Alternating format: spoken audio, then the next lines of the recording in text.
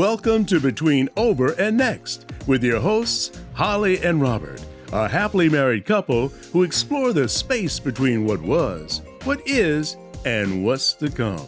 From career changes to navigating life's uncertainties, this dynamic duo will empower you to live your happiest life at every age and stage. So, get ready because your journey with Holli and Robert starts now. Hi, everyone. Welcome to Between Over and Next. Hi, Holli. Hi, Robert. So today is a little bit of a reunion for you, if you will, because we get to talk with a high school friend, right? Yeah. Way back in the Stone Age of cassette players and albums and AM radio. Yeah, so your friend, do we call him Howard now? Howie. Well, we call him Howie. His name is Howard Waldstreicher. And you got to love the power of Facebook and Facebook Messenger because it truly is a connector and it gives people an opportunity to reach out, and to connect actually with people no matter where they are in the world. Right. Well, we were in touch with Howie a number of years ago. 7 years ago, when I started my Spinning for Health with Holli page on Facebook.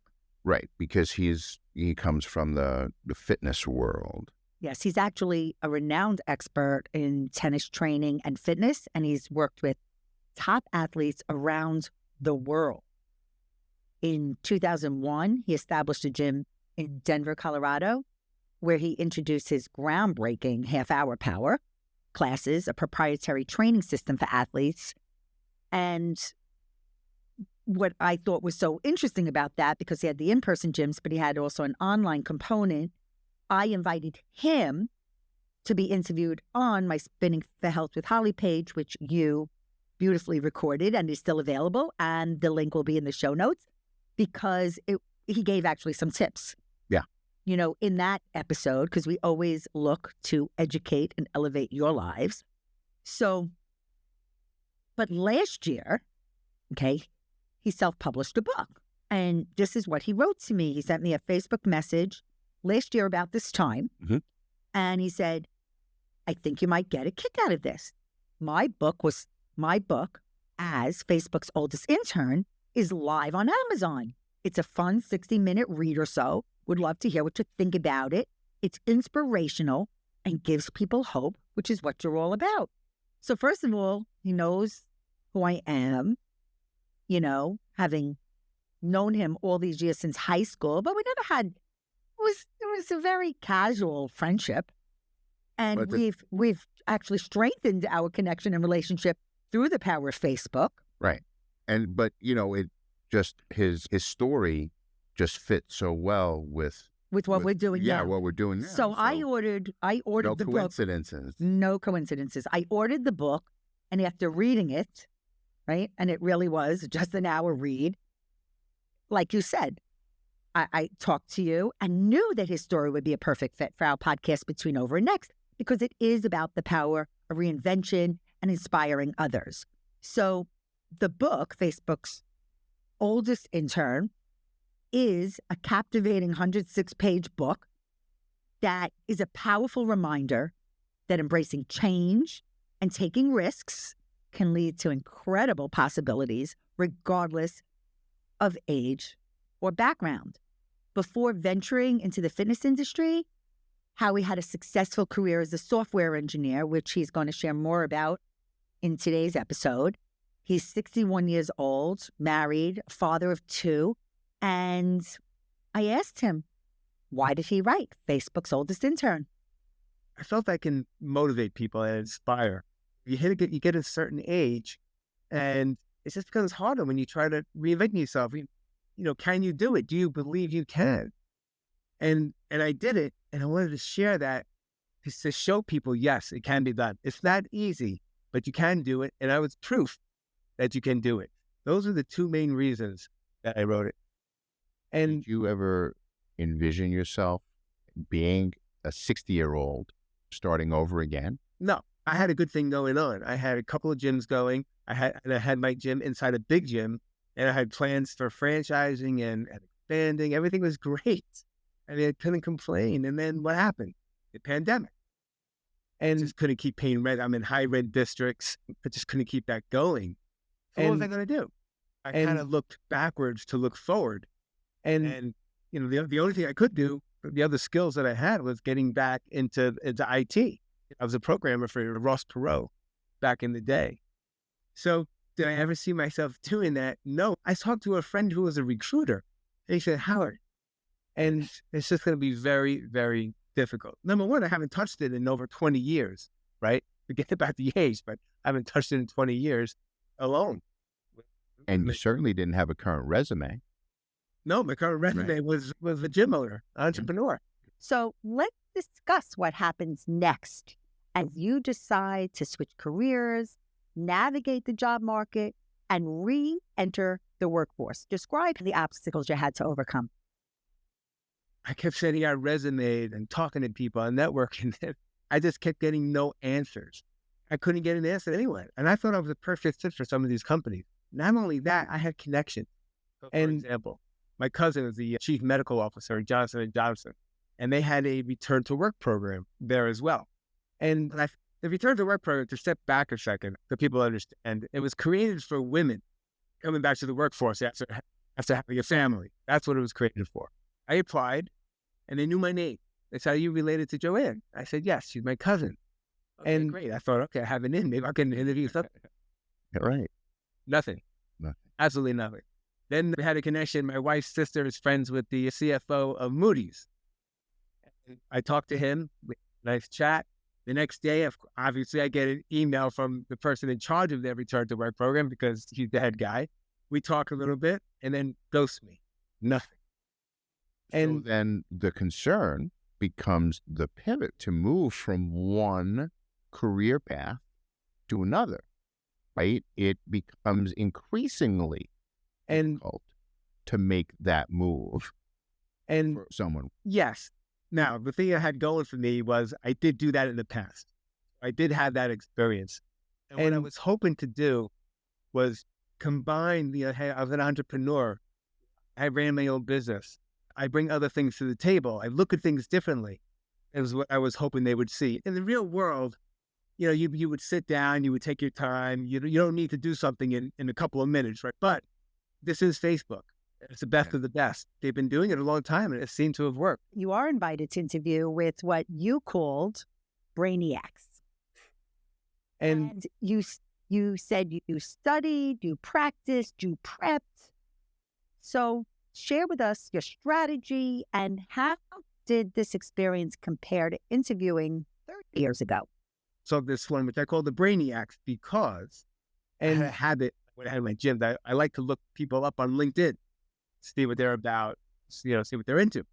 And I was like, God, they all had these advanced degrees, and this one guy, especially 3 degrees from Stanford. So, as you know, they didn't have this 30 years ago, by the way, all the behavioral questions, if you're familiar with that. And what that is, they say, tell me about a time when you had a conflict. How did you handle that? So, again, and I had the technical questions I had to prepare for. I already prepared for the others, which were much easier. Now I had to get ready for this. And the recruiter gave me things to do, websites to go on and practice. Again, it was slow going. I kept plugging away. Things were taking me forever, but I would get it right. But you did get hired, didn't you, Howie? So I get a call. I listen to the voicemail. It's the recruiter. Call me. And she doesn't say anything else. I'm like, okay, well, she could call me to tell me I don't have it, or is she calling me, what's this going to be?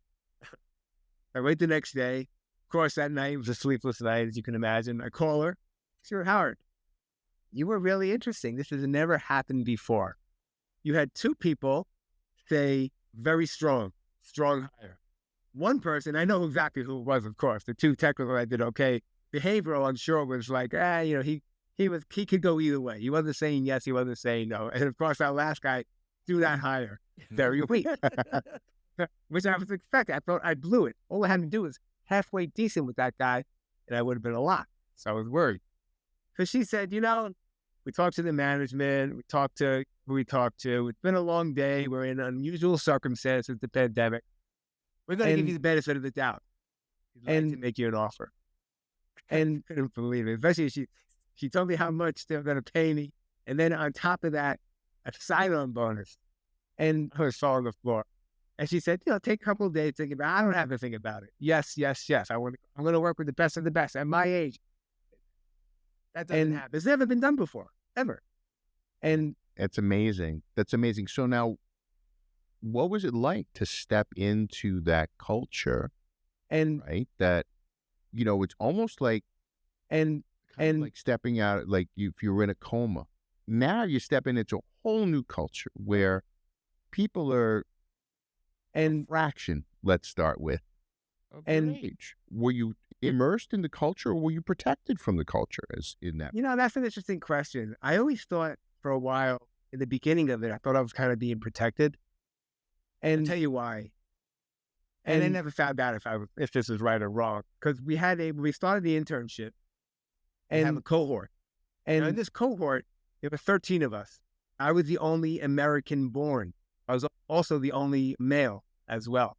But before you ask me about the culture from 30 years ago on this, I want to tell you another story to show you the difference as well. I'm going to go back to EDS because, Ross Perot and Zuckerberg, completely different. And back in EDS, if you went to the bathroom without your jacket on, go to the bathroom without your jacket on, it was grounds for termination. Okay? Anytime you left that desk, that jacket had to be on. It was all blue, gray suits, perfect corporate. Now, with Facebook, Meta, you wear whatever you want. Shorts, T-shirt. Nobody cares.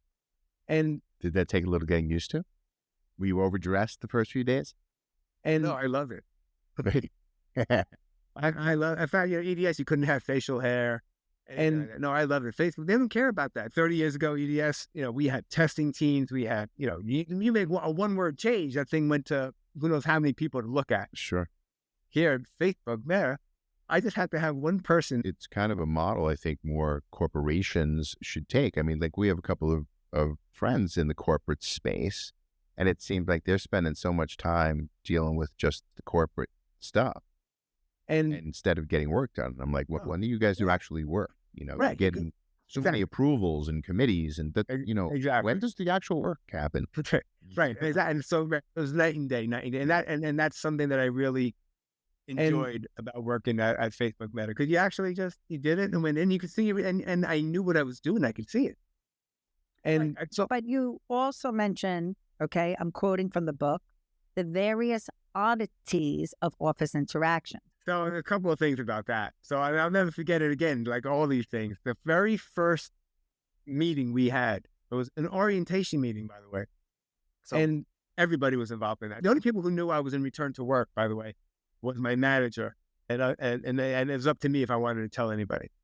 And so we have this meeting, and it was like, how many were there about us in the orientation? Over 200, 250, something like that. They broke this up into like groups of 10.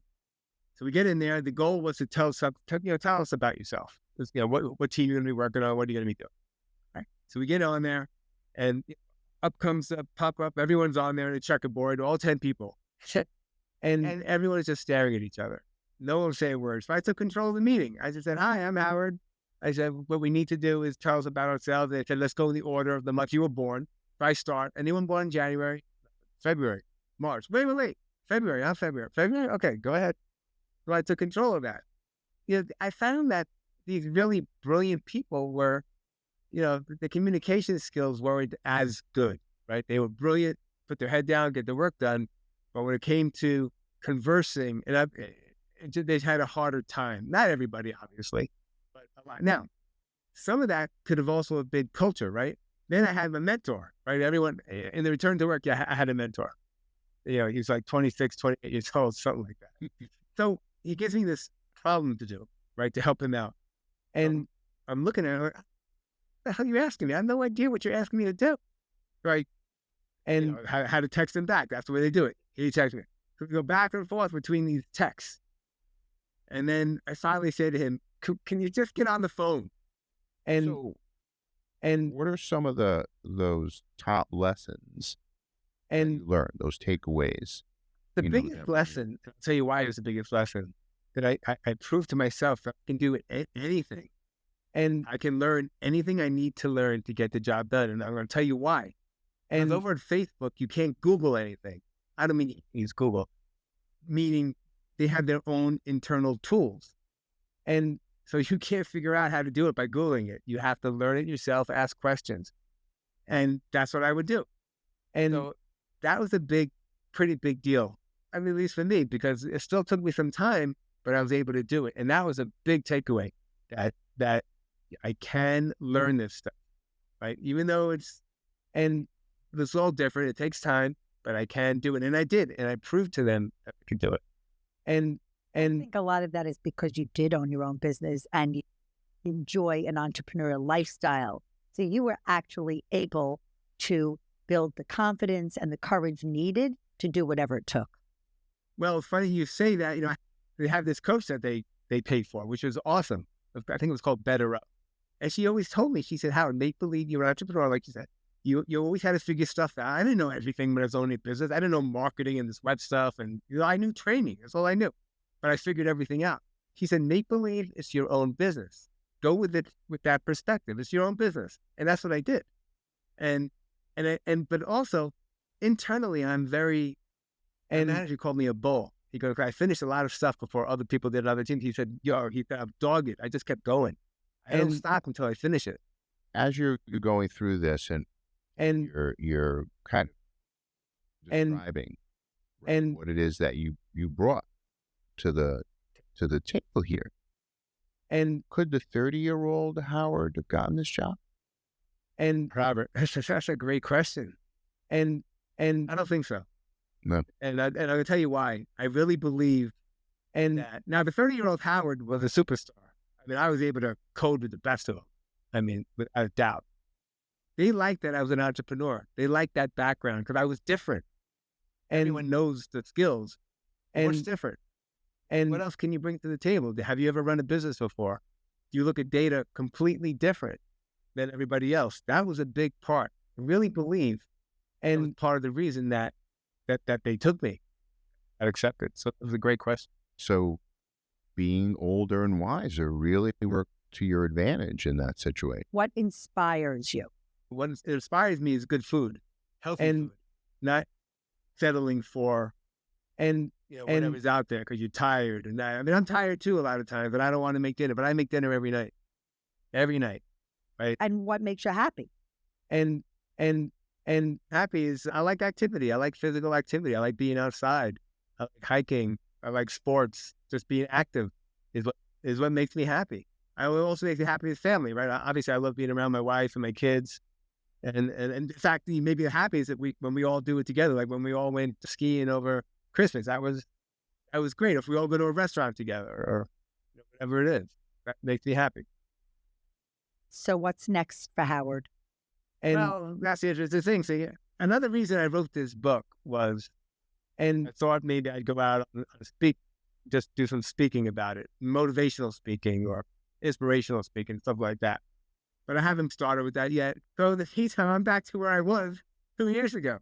I'm looking to get back in, being a data engineer now. I have Facebook on my resume. But and not as easy as it seems to be because, as I mentioned earlier, Facebook has its own internal tools. So I don't have experience with a lot of the tools that people want. They love Facebook because you can work there, you can work anywhere, right? I gave my final presentation for my internship. I started the speech, my talk off with who said younger people are just smarter. Of course, nobody knew. There were managers in there, director, everyone listening. Nobody knew. I said it was Mark Zuckerberg. And I said, I agree with them. They are. I look around the room here and everyone is so brilliant. They know everything. But what they don't have and what I brought to the table was their life experience. And that's what I brought to Facebook. So you know what? You made an impact. I think I did. The people that you met, it was a meaningful experience. I want to leave our listeners wanting more because I really want them to read the book. So there is so much more that everyone can learn about Howard's story. And definitely it's so relatable and relevant today on so many levels. Yeah. And I'm going to leave you listeners with one thing, something that is in your hands when you get a little older. And don't act old. Don't look old. I mean, if you need to lose weight, I'm sorry, but you need to do it. You need to lose weight. You need to have high energy. You need a new hairstyle. Get it. Look. And young. And that's it. It may sound harsh, but I think that's key. Yeah. I think that's awesome advice.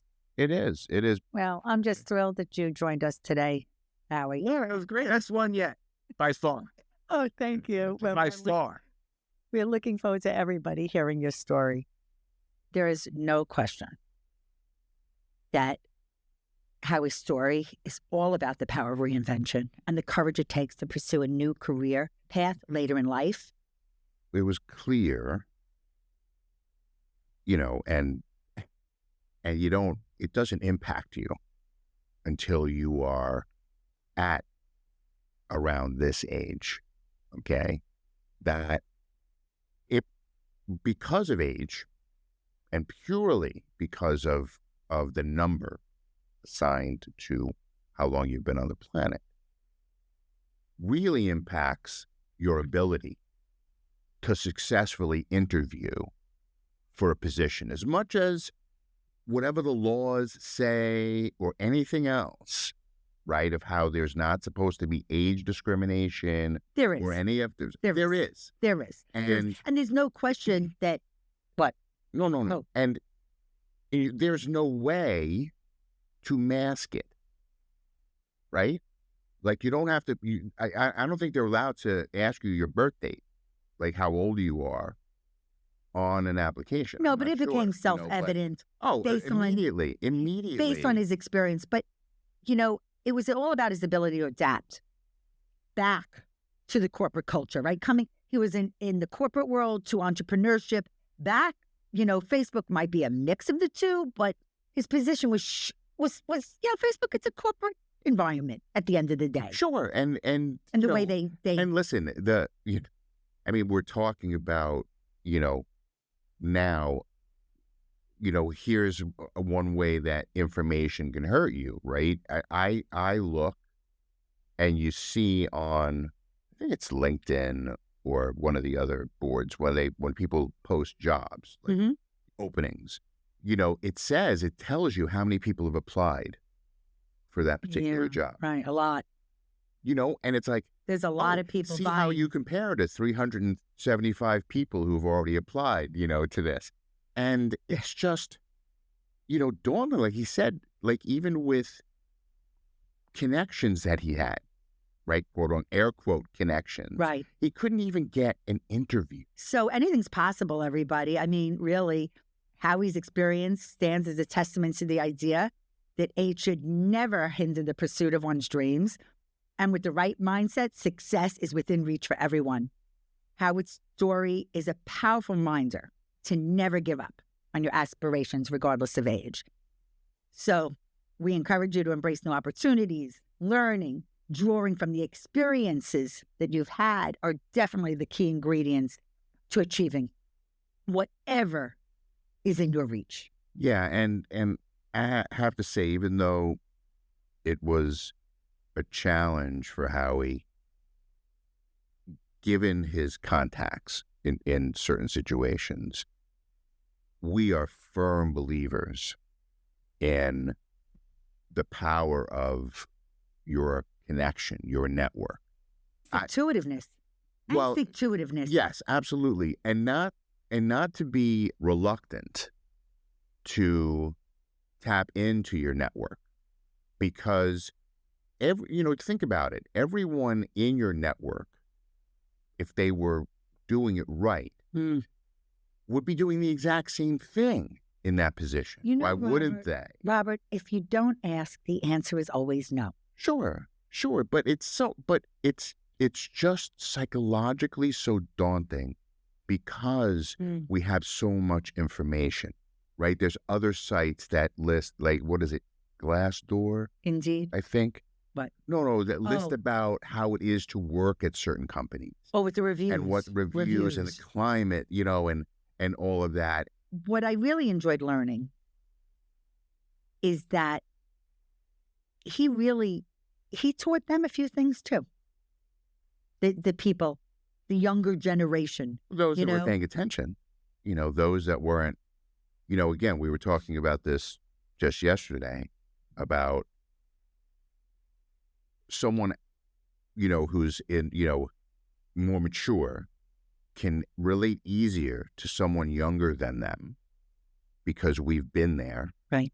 Right? We've lived through that portion of life. And if we were paying attention, we'd remember and understand what it was like. But we do talk from experience. So I think it's a bit more challenging for someone who's younger to relate to someone who's older because they haven't lived that portion of their life yet. So there's they can't necessarily, when you're in your 20s or 30s, to think about, what it might be like in your 60s. It's something like they can't put themselves in those shoes. The other thing I think is a really cool part that Howie reached out to me is that he actually self-published a book. And I think that that's a whole other realm of people sharing their story. We love to share stories through our podcast, Between Over and Next, and through our blog articles and and every channel we have, we want to share the power of story. But self-publishing a book, I love that he did this. And technology gives us the ability to do so. This would have been out of reach for 99.9% of the population that wants to write a book in the past. And now it's completely possible for anyone and everyone with access to a computer. No, I hope you will to do that. Invest and a story to tell in this book. We highly encourage it. It encapsulates Howie's inspiring journey and the valuable lessons he's learned along the way. So here's to Howie and Facebook's oldest intern and whatever your next big thing is. So thanks everyone for listening to Between Over and Next. We encourage you to subscribe. If you like what you've been hearing, please make sure that you check the subscribe button in whatever podcast platform you've been listening on or watching on. Certainly, if you enjoy watching us on YouTube, you can just hit the subscribe button right there and you'll get notification of our latest episodes that get released every Tuesday. So whatever platform you're enjoying our content on, you can make a notation in there via subscribing and you'll get notification of all of our latest episodes to remind you that they're there to listen or to watch. So we're here to cheer you on. So join us. Yes. And thanks again for listening and watching. Thanks for tuning in to Between Over and Next. We hope you enjoyed this episode and found it meaningful and insightful. If you value it to be worthwhile, please share it with your friends and family. We would really appreciate it if you could take a moment to write a review for us. Your feedback will help us continue to create content that resonates with you. And don't forget, in the show notes, you can find all the relevant links mentioned in this episode, from accessing free downloads to visiting our website and more. If you have any questions or comments, we would love to hear from you. Simply send us an email. Our email address is hello@hollyandrobert.com. We're always excited to connect with our listeners. So until next time, thank you again for joining us on Between Over and Next. Thank you for listening to Between Over and Next, the podcast that navigates the twists and turns of life with courage, laughter, and a whole lot of inspiration. Tune in every Tuesday to hang out with Holly and Robert on your favorite podcast platform. Visit hollyandrobert.com and follow them on social media to ignite your passion and fuel your dreams.